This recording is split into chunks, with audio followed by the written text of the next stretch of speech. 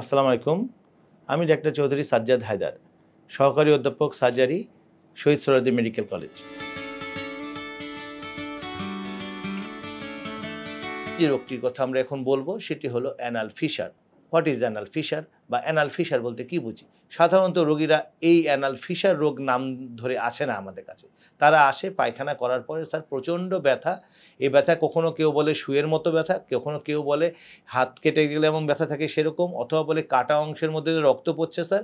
অনেক সময় বলে ফোলা থাকে। স্যার অনেক সময় সে ভয়ে এটার জন্য পায়খানা করতে যেতে পারে না এবং একবার পায়খানা করার পরে ব্যথা শুরু হলে কখনো ২ থেকে ৩ ঘন্টা কিংবা আরও বেশি সময় সেটা স্থায়ী হয়। তাহলে what is anal fisher? Anal fisher হলো পায়খানা রাস্তার শেষ অংশের, মলদ্বারের শেষ অংশের পায়খানার রাস্তাটা যদি ফেটে যায়। ফেটে যায় কীভাবে ফেটে যায়? এটা ফেটে যেতে পারে অনেকভাবে।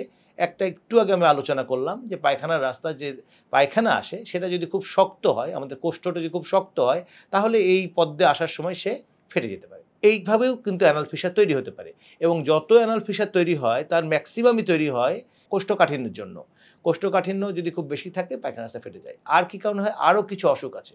আমরা সাধারণত বলে থাকি টিউবারকুলোসিস, তারপরে বলে থাকি ক্রনস, আলসারেটিভ কোলাইটিস, এমনকি ফাটাটা একটা খারাপ রোগের লক্ষণও হইতে পারে।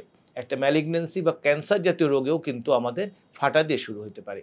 যদিও ফেটে যাওয়া রোগীরা খুব শীঘ্রই ডাক্তারের কাছাকাছি শরণাপন্ন হন, কারণ তারা এই ব্যথার জন্য তারা নিজেরা যখন আর সহ্য করতে পারে না তখন তারা ডাক্তারের শরণাপন্ন হন।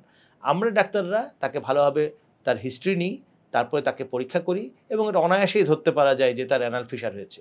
এজন্য এমন কোনো আহামরি পরীক্ষার দরকার হয় না যে পরীক্ষা না করলে আমরা বুঝতে পারবো না।